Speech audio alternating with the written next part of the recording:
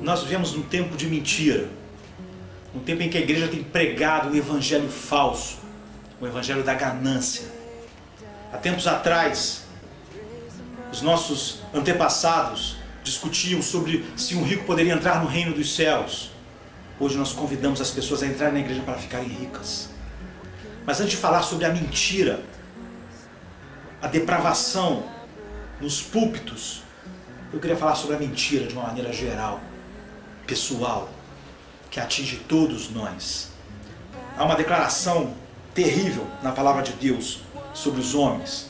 Está no Salmo 116, versículo 11, que diz assim: todos os homens são mentirosos. Isso faz parte também da conclusão da acusação apostólica, em que o apóstolo Paulo acusa toda a raça humana. Ele diz assim, em Romanos 3:4, seja Deus verdadeiro e mentiroso todo homem. A desonestidade é um grave problema conosco. Nós violamos a verdade de várias formas, em nossas conversas, em nossas ações, em nossos relacionamentos. Nós mentimos para os outros, nós mentimos sobre os outros, nós mentimos para nós mesmos, nós mentimos para Deus. A primeira vez que a mentira surge na história é logo no início da nossa história, lá no Jardim do Éden, quando o diabo diz para Eva: certamente não morrerás. Ele estava mentindo. E aí começa uma cadeia de mentira que faz parte do próprio ser depravado, do ser humano caído, a ponto da Bíblia dizer: todos os homens são mentirosos. Seja Deus verdadeiro e mentiroso todo homem. Jesus, para deixar isso bem claro, diz em João 8,44, para uma nação religiosa: vós sois do diabo, que é o vosso pai, e quereis satisfazer-lhes os desejos. Ele foi homicida desde o princípio e jamais se firmou na verdade, porque nele não há verdade. Quando ele profere a mentira, fala do que ele é próprio, porque é mentiroso e o pai da mentira. Jesus faz um contraste tremendo entre essa declaração a respeito dos homens e do diabo, e dele, e do motivo pelo qual ele veio. Ele diz assim em João 18,37, eu para isso nasci, e para isso vim ao mundo, a fim de dar testemunho da verdade. Todo aquele que é da verdade ouve a minha voz.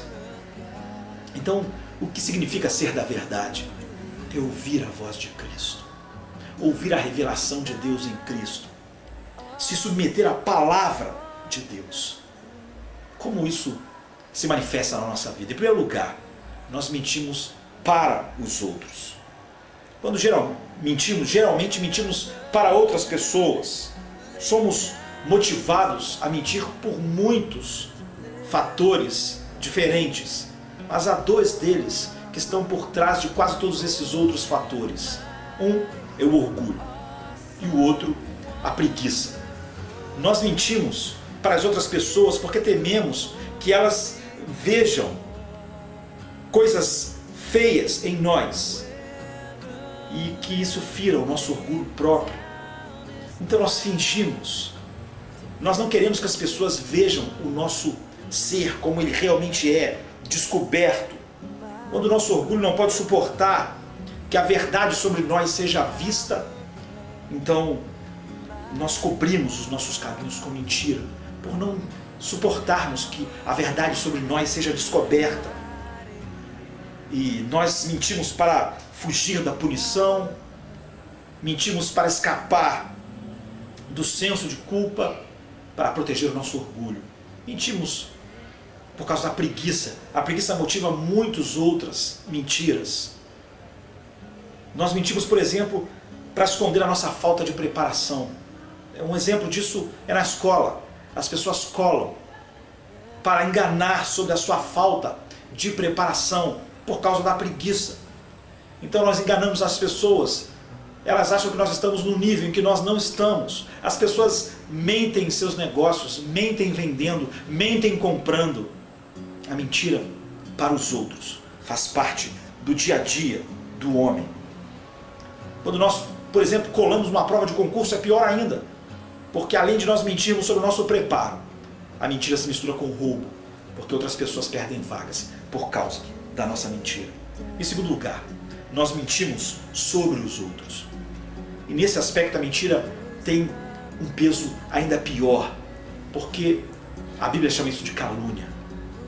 Quando nós tiramos o bem de alguém, nós prejudicamos alguém, mas quando nós tiramos o bom nome de alguém, nós prejudicamos muito mais. Deus acha tão importante frear essa tendência à calúnia, que entre os 10 mandamentos, ele botou o mandamento diretamente ligado a isso. Ele diz assim em Êxodo 20:16, não dirás falso testemunho contra o teu próximo. Isso inclui, é claro, naqueles dias, mesmo uma mentira no tribunal ou qualquer calúnia contra as pessoas. Isso era tão sério que uma das penas era a pena de morte. Jesus foi vítima de calúnia durante todo o seu ministério, durante toda a sua vida. Ele foi chamado de beberrão, de glutão, disseram que ele tinha demônio, todas as espécies de acusações falsas foram feitas contra ele, mas isso se mostra no seu aspecto mais vil quando ele está pendurado sobre a cruz. A Bíblia diz, então dos criminosos que estavam pendurados, blasfemou contra ele dizendo, não és tu Cristo? Salva-te a ti mesmo e a nós também. Jesus era o Cristo, não tinha o si. Ele foi caluniado até a hora da sua morte. A cruz é o momento crucial da redenção. Do ponto de vista de Deus, é o momento mais importante da nossa redenção. Era o ponto crítico da nossa salvação. Contudo, do ponto de vista humano, foi o ato mais cruel de injustiça cometido em toda a história do mundo. Foi o ato supremo da calúnia humana, da capacidade do ser humano de caluniar. A justiça romana tinha declarado o inocente Filho de Deus culpado de morte por causa das mentiras e calúnias que levantaram contra ele. O povo que esperava o Messias, o povo que foi escolhido para receber a lei de Deus, a palavra de Deus, o entregou. E a única pessoa, naquele momento terrível da crucificação, que defendeu a integridade de Jesus, foi um ladrão, foi um bandido, que disse, nós estamos aqui morrendo e merecemos isso, mas esse homem é inocente. É engraçado que outra pessoa que disse que Jesus era inocente foi Pilatos, mas apesar de dizer que Jesus era inocente, ele, para agradar a multidão, preferiu entregar um inocente à morte. Jesus se agradou tanto de ver aquele homem, o único homem em toda essa história, a defender a sua integridade, que em seu diálogo com ele disse, eu digo para ti que hoje mesmo estarás comigo no paraíso. Nós podemos ter certeza que nesse instante ele está lá, desfrutando da glória, desfrutando da santidade, da presença de Cristo. E podemos com toda certeza saber que o diabo não está lá, porque Deus odeia a calúnia. E a calúnia faz os homens parecerem mais com Satanás, porque ele é o acusador dos nossos irmãos. A calúnia é a obra mestra de Satanás. E os seres humanos ficam bem parecidos com o seu mestre quando mente. Em terceiro lugar, é mentir para nós mesmos. Nós mentimos para os outros, nós mentimos sobre os outros e nós mentimos para nós mesmos. Esse aspecto é um pouco mais estranho, porque alguém mentiria para si mesmo se ele já sabe tudo a seu próprio respeito.